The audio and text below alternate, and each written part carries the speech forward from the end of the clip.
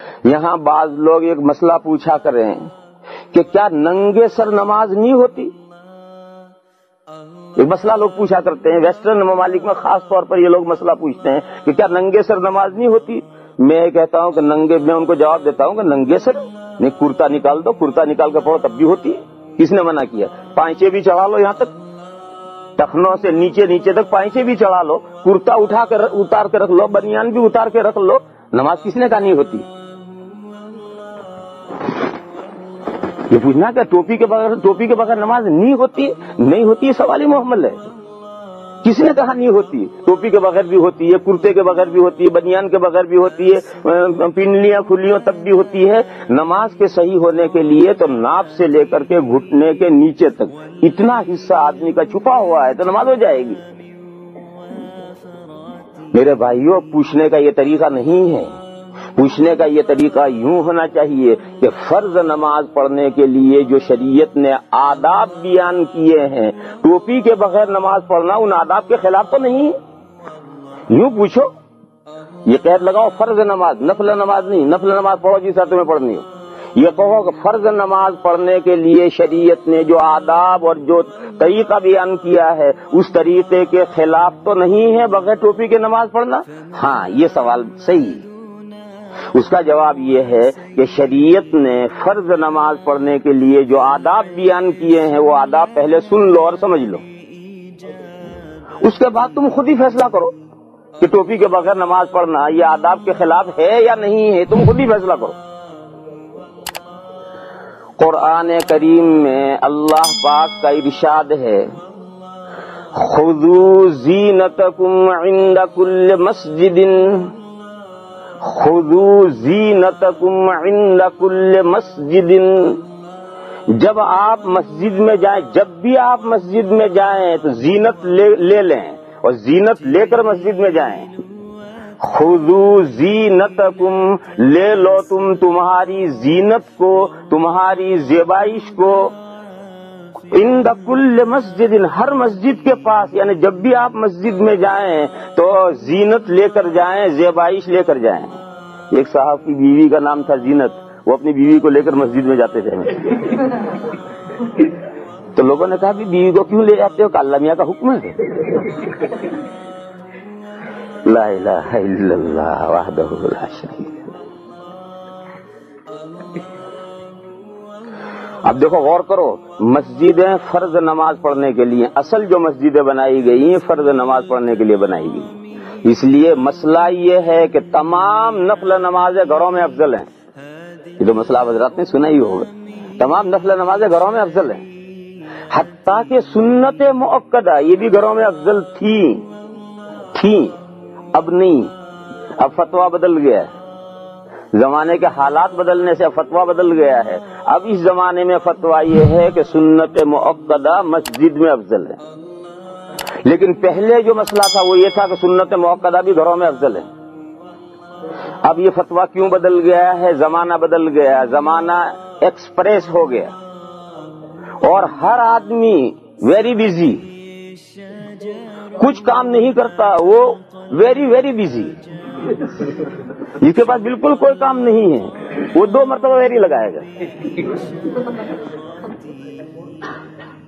اور زمانہ اتنا فاسٹ ہو گیا ہے کہ یہاں تو کوئی سڑک پر ملتا ہی نہیں۔ آپ کراچی میں، دلی میں، بامبے میں، کلکتہ میں، ڈھاکہ میں سڑک پر کسی مسلمان سے ملیے، سلام کیجئے، اسے پتہ ہی نہیں کہ میرے سامنے سے کوئی گزر رہا ہے، وہ اتنا مگن اپنے کام میں دوڑتا ہوا جا رہا ہے، اتنا آدمی فاسٹ زندگی ہو گئی اس کی۔ تو اب اگر آدمی مسجد میں سے صرف فرض پڑھ کر کے نکلے گا کہ میں سنت گھر جا کر پڑھوں گا تو گھر جاتے جاتے راستے میں کسی کام میں پھنس جائے گا اور گھر پہنچے گا ہی نہیں جو سنتیں پڑھے، اور گھر پہنچ بھی گیا تو پہنچتے پہنچتے اتنے کام اسے یاد آ جائیں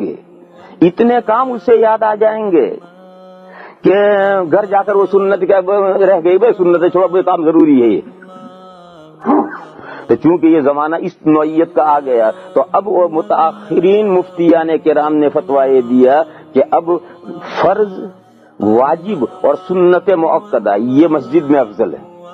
فرض اور واجب تو مسجد میں ہے ہی، فرض اور واجب تو مسجد میں ہیں ہی، لیکن سنت مؤکدہ بھی مسجد میں افضل ہے۔ سنت مؤکدہ 12 رکعتیں ہیں، سنت مؤکدہ 12 رکعتیں ہیں، ظہر سے پہلے 4، ظہر کے بعد 2، مغرب کے بعد 2، عشاء کے بعد 2 اور فجر کے بعد 2۔ یہ سنت مؤکدہ ہے۔ فجر سے پہلے 2 اور ظہر سے پہلے 4 اور ظہر کے بعد 2، تو 4 2 6 اور وہ 2 8، اور مغرب بعد 2 اور عشاء کے بعد 2۔ یہ 12 رکعتیں سنت مؤکدہ ہیں۔ یہ سنت مؤکدہ اور فرض نماز اور واجب نمازیں یہ مسجد میں افضل ہیں۔ اب تو فتویٰ یہ ہے، لیکن پہلے جب ایسی صورتحال نہیں تھی، اس وقت تو مسئلہ یہ تھا کہ مسجد میں فرض نمازیں پڑھنے کے لیے مسجدیں ہیں، باقی سب نفلیں گھروں میں افضل ہیں۔ ہر آدمی جائے گا اور اپنے گھر میں جا کر کے نفلیں پڑھے گا۔ تو مسجدیں جو بنائی گئی ہیں در حقیقت اس کام کے لیے، تو اب جو اللہ نے فرمایا کہ خذوا زینتکم عند کل مسجد، ہر مسجد کے پاس اپنی زینت لے لو، اس کا مطلب کیا ہوا؟ جب بھی تم فرض نماز پڑھو، کیونکہ مسجد میں جب بھی مسجد میں جائے گا تو فرض نماز پڑھنے جائے گا، تو اب مطلب آیت پاک کا یہ ہوا کہ تم جب بھی فرض نماز پڑھو، چاہے مسجد میں پڑھو، گھر میں پڑھو، کسی بھی جگہ پڑھو، تو جب تمہیں فرض نماز پڑھنی ہو تو فرض نماز پڑھنے سے پہلے زینت لے لو، زیبائش لے لو، بیوٹی، جس کو آپ بیوٹی کہتے ہیں، بیوٹی لے لو، یعنی شاندار اپنی ہیئت بنا لو، شاندار اپنی ہیئت بنا لو، اور اپنی شاندار ہیئت بنا کر اب فرض نماز پڑھو۔ یہ اللہ کا حکم ہے قرآن کریم میں۔ شاندار ہیئت بنانے میں ایک تو پاکی کا مسئلہ ہے، اگر غسل واجب ہے تو غسل کرنا، اور وضو نہیں ہے تو وضو کرنا، یہ بھی زینت کے اندر ہے، یہ بھی زینت میں داخل ہے۔ ناپاک ہے تو غسل کرنا، اور غسل تو ہے لیکن بے وضو ہے تو وضو کر لینا، یہ بھی اس زینت میں ہے۔ پھر جسم سے باہر سر سے پیر تک جو کپڑے ہیں اس میں پہلی چیز طہارت، بدن پاک ہو، یعنی بدن کے ظاہر پر کہیں کوئی ناپاکی نہ ہو، کپڑے پاک ہوں، کپڑوں پر کوئی ناپاکی نہ ہو، یہ بھی زینت میں ہے۔ ناپاک کپڑے پہنے زینت نہیں لی اس نے، تو بدن اور کپڑے پاک ہونے چاہیے۔ پھر سر سے پیر تک اس کا لباس ایسا ہونا چاہیے جو بہترین پسندیدہ لباس قرار دیا جاتا ہو۔ یہ جو جملہ ہے بہترین پسندیدہ لباس قرار دیا جاتا ہو، یہاں لوگوں کو ایک دھوکہ ہوتا ہے۔ لوگ یہ کہتے ہیں کہ آج کا فیشن تو یہ ہے کہ بغیر سر کے پھرو، آج کا فیشن تو یہ ہے کہ بغیر سر کے پھرو، اور ننگے سر رہنا یہ کوئی برا لباس نہیں سمجھا جاتا ہے، تو اچھا لباس سمجھا جاتا ہے۔ لہذا اگر ہم کھلے سر نماز پڑھتے ہیں تو ہم تو بہترین ڈریس میں پڑھ رہے ہیں۔ یہ جو ایک خیال ہے بعض بھائیوں کا، یہ ان کے ذہن میں ایک ان کو دھوکہ ہوا ہے۔ بہترین لباس کس کا؟ کون سا لباس؟ بہترین لباس دنیا کی جو قومیں لباس کو اچھا سمجھے، دنیا میں سینکڑوں ہزاروں قومیں ہیں، ان میں کوئی قوم جو لباس اچھا سمجھتی ہو وہ لباس اچھا۔ ظاہر ہے یہ مراد نہیں لی سکتی، لیکن دنیا میں تو 10 20 سینکڑوں قومیں ہیں، اور تمام قوموں کے لباس الگ ہیں، تمام قوموں کے طریقے الگ ہیں، طور و انداز الگ ہیں۔ ان تمام اندازوں کو کیسے لیا جائے گا؟ آپ مثال لیجئے، عورت، یہ حکم جو خذوا زینتکم عند کل مسجد ہے، یہ صرف مردوں کے لیے نہیں، عورتوں کے لیے بھی ہے، یہ عورتوں کے لیے بھی ہے۔ اب عورت اپنی زینت کیسے لے گی؟ ویسٹرن سویلائزیشن میں تو عورت آدھی ننگی ہو یہ بہترین لباس ہے۔ ویسٹرن کلچر جو ہے اس میں تو عورت آدھی ننگی ہو یہ شاندار لباس ہے۔ تو کیا اس شاندار لباس میں ایک مسلمان عورت نماز پڑھے گی تو نماز ہو جائے گی؟ نہیں ہوگی نماز۔ کیوں نہیں ہوگی؟ کہ یہ جو زینت ہے تو ویسٹرن سویلائزیشن میں کلچر میں زینت ہے، اور اللہ نے جو ارشاد فرمایا ہوتا ہے اسلامی کلچر میں جو شاندار زینت ہے وہ لینی ہے۔ تو جیسا عورتوں کے لیے یہ ہے کہ مغربی تہذیب میں عورتوں کے لیے جو بہترین ڈریس سمجھا جاتا ہے اس ڈریس میں نماز نہیں ہوگی، کیونکہ بہترین ڈریس جو عورت کے لیے ہے وہ اسلامی تہذیب میں جو بہترین ڈریس ہے اس ڈریس میں اس کو نماز پڑھنی ہے۔ یہی حکم مردوں کے لیے ہے کہ بغیر ٹوپی کے کھلے سر گھومنا بے شک بہترین سمجھا جاتا ہے، لیکن کون سے کلچر میں؟ مغربی کلچر میں اچھا سمجھا جاتا ہے، تو مغربی کلچر کو قرآن کریم میں مراد لوگے؟ قرآن کریم میں تو اسلامی تہذیب اور اسلامی کلچر کو مراد لیا جائے گا، لہذا اسلامی کلچر میں اگر بغیر ٹوپی کے بہترین لباس سمجھا جاتا ہو تو ٹھیک ہے، لیکن میرے بھائیوں اسلامی تہذیب میں بہترین کلچر ننگے سر رہنا بہترین کلچر نہیں سمجھا جاتا ہے، بلکہ اسلامی کلچر میں یہ ہے بہترین لباس یہ ہے کہ سر پر آدمی امامہ باندھے، تو یہ بہترین کلچر ہے۔ حضور اکرم صلی اللہ تعالی علیہ وسلم نے سر پر امامہ باندھنے کی فضیلتیں بیان فرمائی ہیں۔ بخاری شریف کی شرح ہے فتح الباری، اس میں حدیث ہے تعمموا تزدادوا حلما، پگڑی باندھا کرو بردباری میں بڑھ جاؤ گے، تمہارے اندر بردباری زیادہ پیدا ہو جائے گی، یعنی آدمی میں اوچھاپن ہے، اوچھاپن ہوتا ہے کہ راستے میں چلتے چلتے اس کو مکہ مار دیا، اس کو چھیڑ دیا، اس کا کان پکڑ کے کھینچ لیا، یہ جو اوچھاپن کرتا رہتا ہے، آدمی پگڑی باندھے گا تو یہ اوچھاپن ختم ہوگا، بڑھائی اور بردباری آدمی کے اندر آئے گی۔ اور ایک حدیث تو لوگوں نے یہاں تک گھڑی ہے، وہ حدیث صحیح نہیں ہے، وہ حدیث موضوع ہے اور لوگوں کی گھڑی ہوئی حدیث ہے، وہ یہ ہے کہ جو نماز پگڑی باندھ کر پڑھی جائے گی اس کا ثواب 25 گنا بڑھ جائے گا۔ بغیر پگڑی کے نماز پڑھو گے اور پگڑی کے ساتھ نماز پڑھو گے تو جو پگڑی کے ساتھ نماز پڑھو گے اس کا ثواب 25 گنا بڑھ جائے گا۔ یہ حدیث موضوع ہے، یہ حدیث صحیح نہیں ہے۔ اور سیوطی رحمت اللہ علیہ بہت بڑے محدث ہیں، ان کی ایک کتاب ہے جامع صغیر، اس میں انہوں نے یہ حدیث لکھی اور لکھ کر کے انہوں نے اس کے اوپر جو نشان بنایا، ڈاٹ لگایا، وہ ضعیف کا لگایا، یہ حدیث ضعیف ہے۔ اس کی وجہ سے بعض بھائیوں کو یہ خیال آیا کہ بھئی حدیث ضعیف ہے اور فضائل اعمال میں ضعیف حدیث معتبر ہے، تو انہوں نے اس حدیث پر عمل شروع کیا اور اس پر اتنا زور دیا کہ پگڑی کے بغیر نماز ہوتی ہی نہیں۔ پھر اب ہر آدمی تو کہاں سے پگڑی باندھے، تو ہر آدمی کے لیے امام صاحب سے کہا امام صاحب تمہیں پگڑی باندھنی سب کی طرف سے، اور امام صاحب بھی بیچارے ہر وقت پگڑی کہاں سے باندھے، تو انہوں نے ایک چیتھڑا یا محراب پر رکھ رکھا ہے، وہ نماز سے پہلے سر پہ لپیٹ دیتے ہیں اور پھر نماز پڑھا دیتے ہیں۔ یہ اس حدیث شریف سے سارا چلا ہے۔ اولاً تو یہ حدیث صحیح نہیں ہے، یہ مصیبت بھگتو اور ہم تو ننگے سر پڑیں گے، یہ کیا بات ہوئی؟ اگر حدیث اس پر عمل کرنا سب مسلمان عمل کرو۔